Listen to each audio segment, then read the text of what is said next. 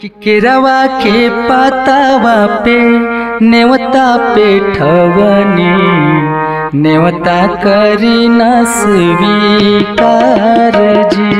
हाँ, केरवा के पातावा पे नेवता पे ठवनी, नेवता करी न स्वीकार जी।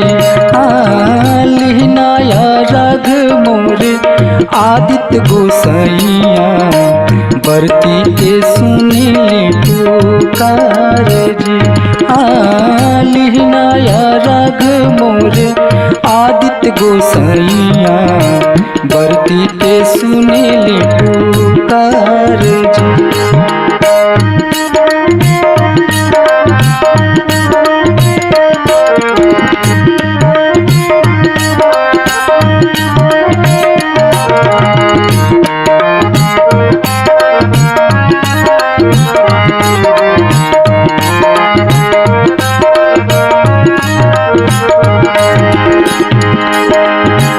देह बरग दुनो बेरा आदित्य तोहे साझिया फजीर,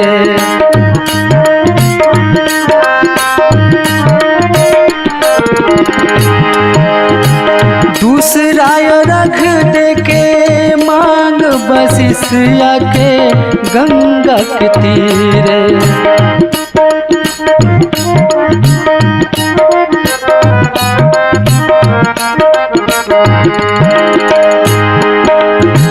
देह बरघ दुनो बेरा आदित्य तोहे साझिया फजीरे, दूसरा रघ दे के मांग बसिया के गंगा जी के तीरे।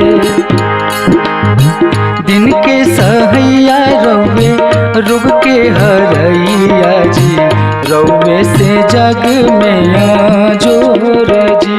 हाँ, केरवा के पातावा पे नेवता पे ठवनी, नेवता करी न स्वीकार जी। हाँ, लिहनाया रघ मोर आदित्य गोसाइया, बरती के सुनीली पुकार जी।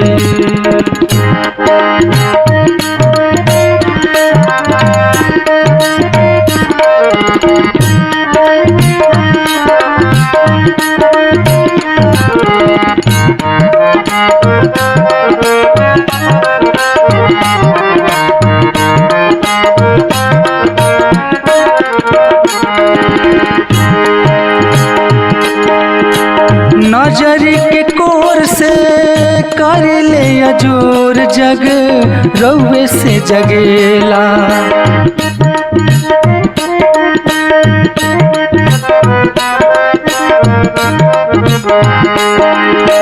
रौवे से रात होला, रौवे से दिन काले चक्र चलेला।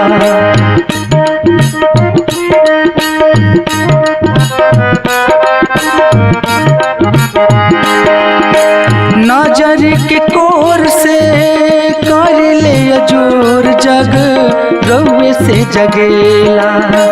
रौवे से रात होला, रौवे से दिन काले चक्र चलेला। हर साल करब बरत आई छठी घटिया, हमनी पे करब उपकार जी। हाँ, केरवा के पातावा पे नेवता पे ठवनी, नेवता करी न स्वीकार जी। हाँ, लिहनाया रघ मोर आदित्य गोसाइया, बरती के सुनीली पुकार जी। हाँ, केरवा के पातावा पे नेवता पे ठवनी, नेवता करी न स्वीकार जी। नेवता करी न स्वीकार जी, नेवता करी न स्वीकार जी।